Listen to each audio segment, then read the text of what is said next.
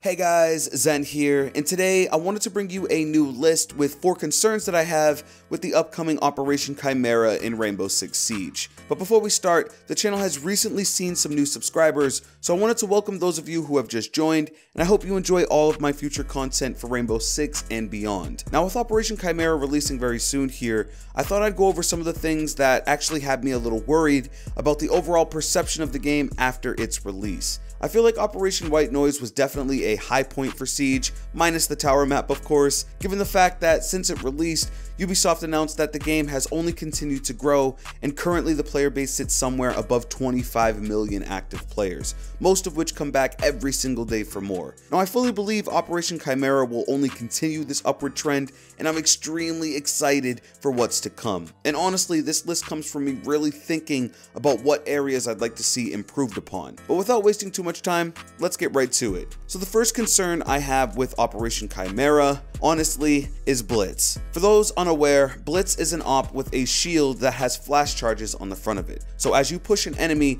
you can blind them and finish them off with your pistol. His gameplay loop is actually really fun, and he is currently a very viable operator. But in Operation Chimera, he's getting quite the buff. Ubisoft has changed Blitz from a 1-speed, 3-armor op to a 2-speed, 2-armor op. Paired with his shield and his ability, I feel like it's way too strong. When they first introduced this change in the TTS, there was actually a bug that caused him to be a true 2-speed op, and he was insanely overpowered. But since then, they've added the speed reduction as part of him being a shield op, and while it has helped, in my opinion, he's still a little too strong, and is now constantly picked as a result. Honestly, the main problem I have with this change really isn't even Blitz himself, because even though he is faster, he does have a lot less armor, which makes him a little easier to take down. But my real problem is with how Ubisoft thinks about buffing and nerfing ops. Obviously, I'm no game developer, and there are people much more versed in that area, but they've essentially based most of his changes from his pick rate data, which is really low. I understand wanting people to play with a variety of ops, and I also see the need of making lesser picked ops a little more appealing, but specifically with an op like Blitz, more factors should be considered. Some people just don't like shields and would rather a rifle, others don't like the loud sounds and constant enemy awareness. Blitz, like every other shield op, should be a 1-speed, as they kind of serve as the anchors for the attacking team. I can't tell you how many times people will see a Blitz charging and just turn around and run in the opposite direction because they know there's almost nothing they can do about it. His flash blinds you for so long, it's really frustrating to deal with on the technical server. I'm hoping once everyone gets a good feel for him, we'll be able to better understand his role in the meta. Otherwise, I really think Ubisoft should rebalance this guy. I would really like some feedback on this particular topic because I realize I'm not the only opinion in the room. So definitely let me know your thoughts on Blitz currently versus Operation Chimera if you've tried him.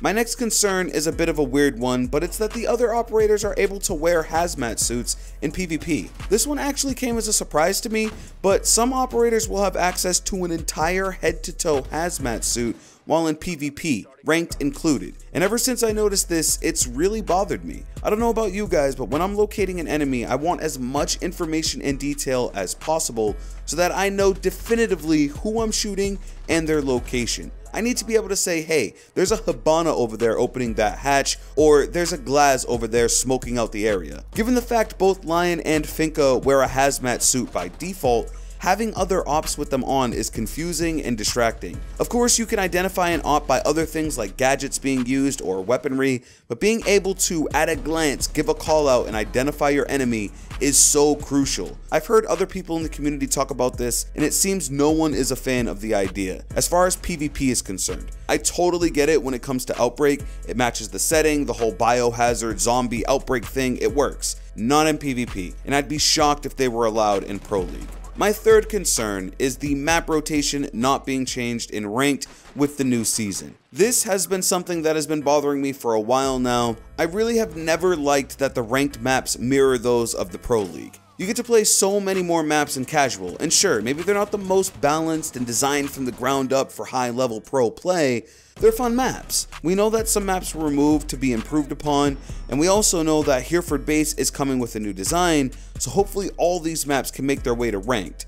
I'd really hate to have to play on the same exact maps we've been playing on for another full season. The maps that we currently play on repeat are starting to get a little tedious, and I'm ready for some more diversity. I'm someone who really only plays ranked, and so I never see maps like Plane, which that map in particular is one of my favorites. Really betting on Ubisoft switching it up this season. My fourth and final concern with Operation Chimera is the dependence on both Lion and Finka. What I mean by that is, now with the introduction of what Ubisoft is calling globals, operators with the ability to do something for all teammates at once, I fear that Lion and Finka may always need to be picked as a constant benefit to your team, and this really goes double time for Finka. With Finka's ability to buff other ops by healing them and lowering recoil, some people will get comfortable playing with those abilities always on the team. When she uses her gadget, you get 20 seconds with it active, which is actually a lot of time. It makes guns like LMGs and high kick assault rifles really easy to handle.